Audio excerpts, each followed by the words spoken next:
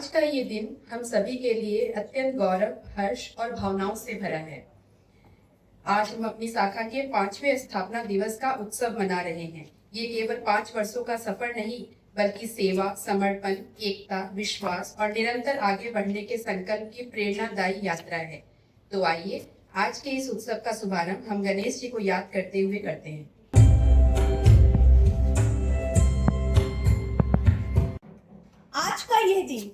आज का यह दिन केवल एक उत्सव नहीं, बल्कि भावनाओं, संघर्षों, उपलब्धियों और सपनों की उस सुंदर यात्रा का उत्सव है जिसे 5 वर्ष पूर्व समृद्धि शाखा के रूप में प्रारंभ किया गया था। आज हमारे बीच अनेक सम्माननीय व्यक्तित्व विराजमान हैं, जिनकी तपस्या, लगन एवं अथक प्रयासों ने समृद्धि को सींचा, संवारा, इस मुकाम तक पहुंचाया। हम उन सभी के प्रति अपनी कृतज्ञता और सम्मान प्रकट करते हैं। जिन हाथों ने नींव रखी, जिन सपनों ने राह दिखाई, आज समृद्धि की हर उपलब्धि में उन सभी की छवि समाई। समृद्धि एक वो परिवार है जहां हमने स्वयं को पहचाना, अपनी प्रतिभाओं को निखारा, समाज सेवा के संस्कार सीखे और रिश्तों की एक सुंदर दुनिया बनाई। इन 5 वर्षों में हमने अनेक उपलब्धियां प्राप्त की है, लेकिन हमारी सबसे बड़ी उपलब्धि हमारी एकजुटता। यही वो शक्ति है जिसने समृद्धि को हर कदम पर नई ऊंचाइयां प्रदान की। ये खुशियां सभी तक पहुंचे, इसी भावना के साथ वृद्धाश्रम में दीपावली मनाई गई, जहां बुजुर्गों के चेहरों पर मुस्कान खिल उठी और देश के वीर जवानों के प्रति आभार व्यक्त करते हुए रक्षाबंधन समारोह आयोजित किया गया। आज अगर मैं यहाँ उपस्थित हूँ तो कहीं ना कहीं एक महिला यानी मेरी माँ का आशीर्वाद है, माँ की देन है कि मैं आज यहाँ हूँ। महिला, नारी सशक्तिकरण, इन्हीं विचारों से, इन्हीं सोच से वो समय चला गया जब घूंघट लेना पड़ता था, जब कन्या भ्रूण हत्या हुआ करती थी। वो सारे समय पार हो गए। उस 5 साल पहले जब हमने ये सोचा था, तब नारी सशक्तिकरण का चिंतन था दिमाग में। महिलाओं को पुरुषों के समान समाज को आगे बढ़ाने में उनका योगदान कैसे लिया जा सकता है, वो चिंतन था और उसी चिंतन के साथ हमने इस शाखा का गठन किया था। और आज अपने आप में गर्व महसूस हो रहा है कि विभिन्न कार्यक्रम की सूची जो एक वीडियो के माध्यम से आप सभी ने प्रेषित की, हम सबको अपने आप पे गौरव होता है कि उस दिन हमने इस शाखा का गठन किया। बड़ी अच्छी बात है। अगर आपकी की एक सदस्य अगर बैंकिंग पर एक सेमिनार देती है, तो क्या वो आपकी शाखा को समृद्ध नहीं बना पा रही है? क्या आपने उस परिवार को समृद्ध नहीं बना पा रही जिसके सदस्य हैं वहाँ? तो समृद्धि किसी भी प्रकार से आ सकती है, युवाओं के जरिए आ सकती है, बड़ों के थ्रू आ सकती है। पर युवाओं को जब हम संस्थाओं में जोड़ते हैं, हमें उनके टेस्ट के अकॉर्डिंग, उनके स्किल्स के अकॉर्डिंग प्रोजेक्ट बनाने चाहिए, ना कि वो लिमिटेड। अगर हमने प्रांतीय कार्यक्रम, मैं अगर युवा मंच की बात करूँ तो शायद हम 4-5 प्रांतीय कार्यक्रम चला रहे हैं, 8-10 हम राष्ट्रीय प्रोग्राम चला रहे हैं। पर क्या समाज सेवा सिर्फ 15 कार्यक्रमों के इर्द गिर्द ही चल रही है? ऐसा बिल्कुल नहीं। हर एक साथी कुछ न कुछ अलग स्किल रखता है। हम स्कूल को पहचाने, उसको उसका प्रोजेक्ट चेयरपर्सन बनाए, हम उन्हें कहें कि आप अपने तरफ से एक प्रोग्राम लेके आओ, उसके चेयरमैन आप हो, फिर देखिए ढेरों प्रोजेक्ट उस अध्यक्षा को मिलेंगे उस कार्यकाल में। बोलने के लिए तो हम सभी उत्सुक रहते हैं, और जितना कि हमने आज तक देखा है, हर इंसान जितना सुनता भी है ना, तो वो बोलने के लिए सुनता है, सही मायने में कोई नहीं सुनता है। और जब मैं इस मंच पर आई, अंजू जी आज यहाँ पे मॉडरेटर हैं हमारे इस टॉक शो में, मेरा बहुत बहुत आभार आपको। बहुत सुंदर आपने जो विषय उठाया है, और बहुत ही मीठा और सुंदर बोलती हैं अंजू जी। मेरा इनके साथ पहला ये मौका है कि मैं इनके साथ आज जुड़ी हूँ, तो आपका बहुत बहुत आभार। जो प्रश्न आपने उठाया, नारी हो या पुरुष, पहली बात, चुनौतियां तो सबके जीवन में आती है। ये बात और है कि नारी की चुनौतियों को थोड़ा सा ज्यादा बड़ा करके हम दिखा देते हैं, ताकि वो हमें ज्यादा सहारा देके हमें आगे लेकर चल सके। उनकी जिम्मेदारियां, जैसा कि अंजू जी कह रही हैं कि हमारी माताएं, हमारी दादी, हमारी चाची या हमारी बहनें जो पहले थी और जो आज भी यहाँ बैठी हैं सुन रही हैं, उनकी अगर मैं बात करूं तो सबने बहुत अलग अलग तरह से चुनौतियों को जिया है।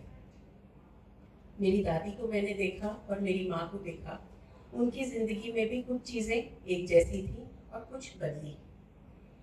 उसके बाद आज मैं अगर अपने आप को देखती हूँ या अपने घर की बहुओं को देखती हूँ या मैं ससुराल में अपने आप को और बेटियों को देखती हूँ, तो सबके जीवन में थोड़ा थोड़ा परिवर्तन तो आता ही रहा है।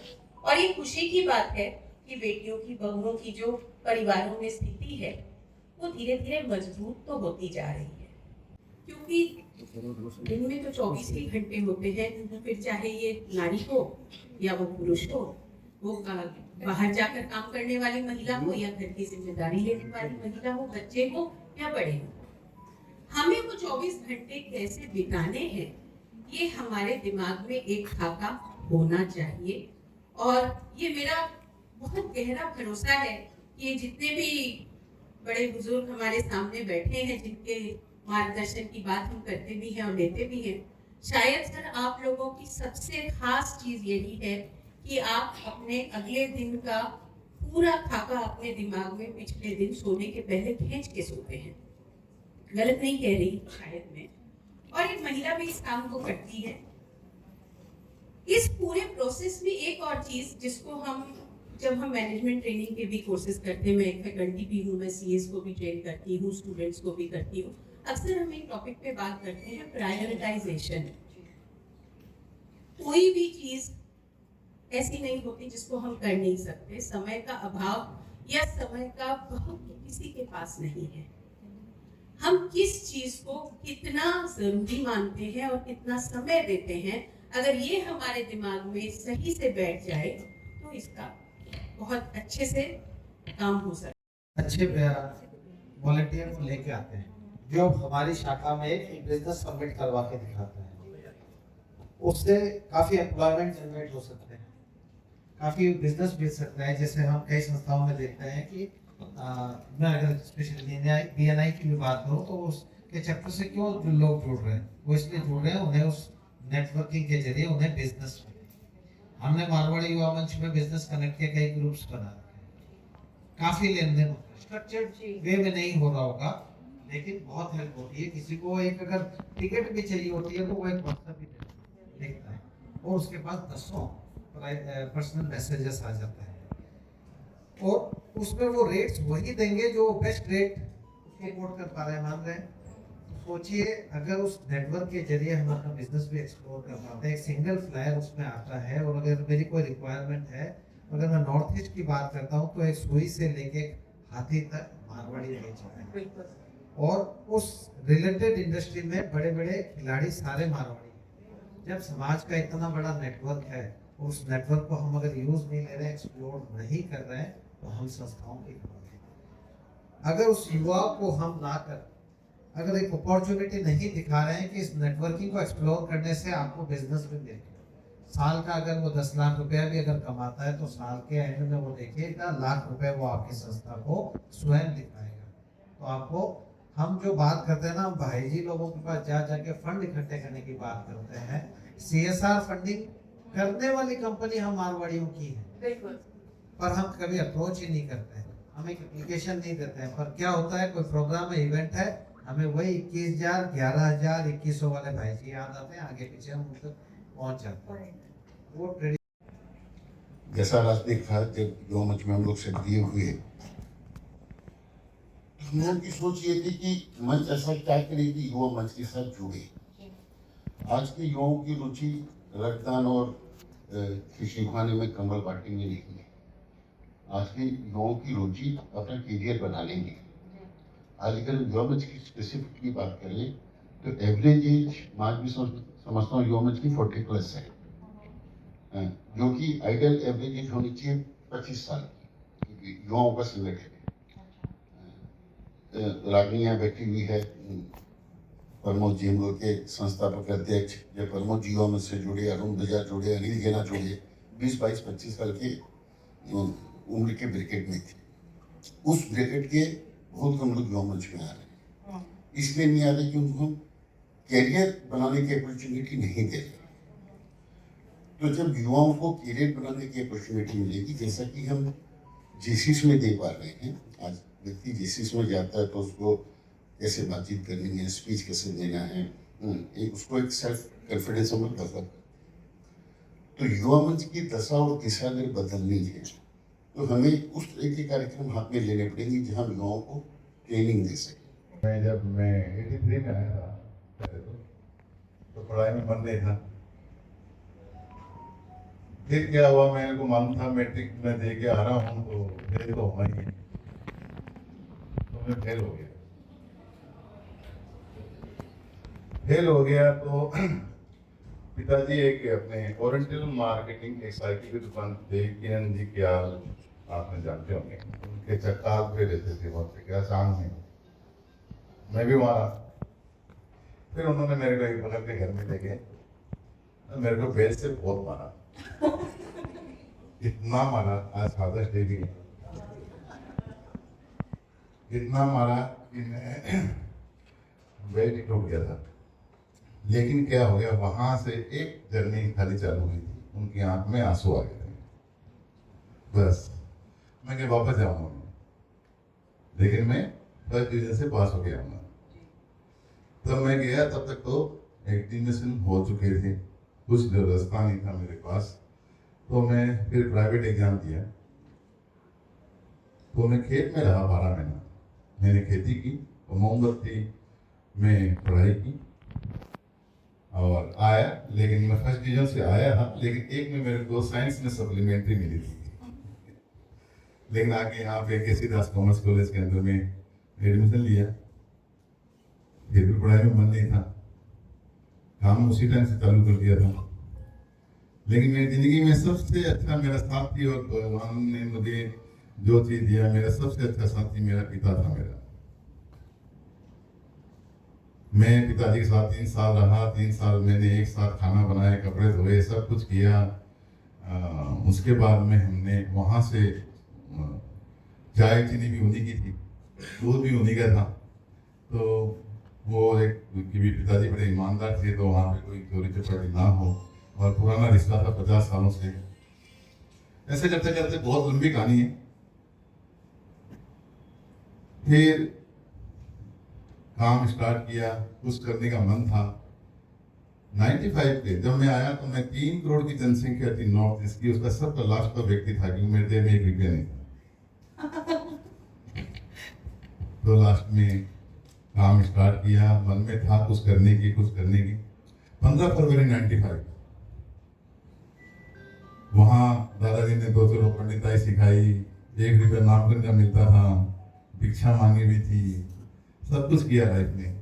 फिर 15 फरवरी 95 को 0 रुपया से इतना बड़ा एम्पायर बनाया। बिल्कुल इंसान अगर मेहनत करने पे आए तो वो क्या नहीं कर सकता। जिंदगी में बहुत रिस्क ली, रिस्क इतना लिया कि रिस्क भी सोचने पे मजबूर हो गया था कि करें तो क्या करेंगे। मेरी नज़र में इम्पॉसिबल चीज़ कुछ नहीं था, हर चीज़ में सोचता था मैं कर सकता हूँ। तो मैंने स्टार्ट किया और अपनी जिंदगी स्टार्ट की।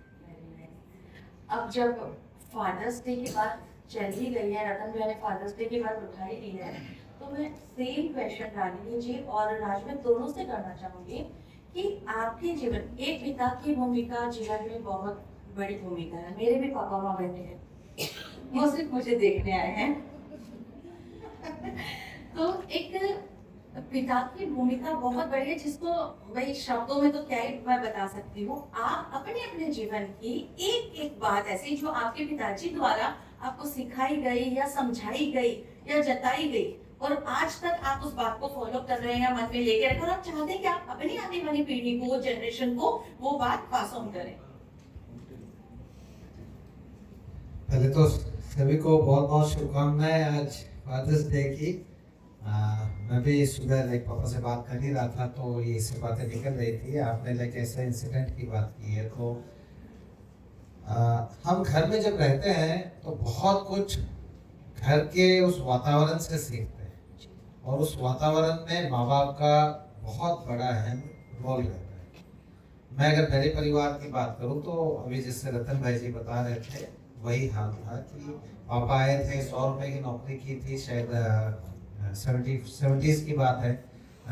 किराने की दुकान थी, उसमें नौकरी करते थे। तो बताते थे सुबह हम लोग 4 बजे उठते थे और आजकल पॉलिथीन चलती है, पहले ठूंगे बनते थे, न्यूज़पेपर के ठूंगे बनाए जाते थे। तो 4 बजे से 6 बजे ठूंगे बनाते थे, फिर 6 बजे नहा धोई करके 7 बजे दुकान की गति में लग जाते थे और वही रात को 9 साढ़े 9 बजे तक वही शेड्यूल। फिर 10 बजे खाना वाना बना के 10 साढ़े 10 सोए, फिर 4 बजे उठ गए। तो एक माहौल मिला हुआ था। फिर उन्होंने नौकरी छोड़ी, दुकान की, फिर हम मेरा भी जन्म हुआ, बड़े भाई लोग भी हैं, उस रूप में जुड़े। तो उस परिवार ने जिस तरह से वो संघर्ष के दिन देखे थे वो हमने देखे हुए, इसीलिए वो एक माहौल मिलता है कि पापा हर एक मतलब एक एक पैनी की जो अहमियत है वो सिखा गए हैं। और जब मैंने भी लाइक अपने पोस्ट ग्रेजुएशन किया, मैं MBA in finance and marketing हूँ, तो लाइक पहले मैं जॉब में जा रहा था तो सबके सब अपने मन में आ रही थी, अरे जॉब मारवाड़ी को छोड़ो, कोई जॉब कर सीखे यार, काम दे, कोई चौकसों कोई थोड़ा बहुत रखा पड़ेगा, कोई फैक्ट्री उक्ट्री बिठा, ऐसा वैसा। तो लिमिटेड पूंजी में आप बड़ा काम भी नहीं कर सकते और एक्सपीरियंस होना भी जरूरी है। तो मैं जॉब करने गया, तो जॉब में उनकी एक शिक्षा हमेशा काम आई, बिल्कुल करो, करना चाहिए, लेकिन मन में ये रख लेना कि लाइक बहुत कुछ सीखने के लिए जा रहा हूँ। और ये डर मत रखना कि अगर नहीं जॉब कर पाया या कुछ नहीं चल पाया, नहीं मन लगा तो क्या करूंगा। मारवाड़ियों में कहते हैं ना कि एक दुकान तो है ही, बगल में एक और खोल देंगे, क्या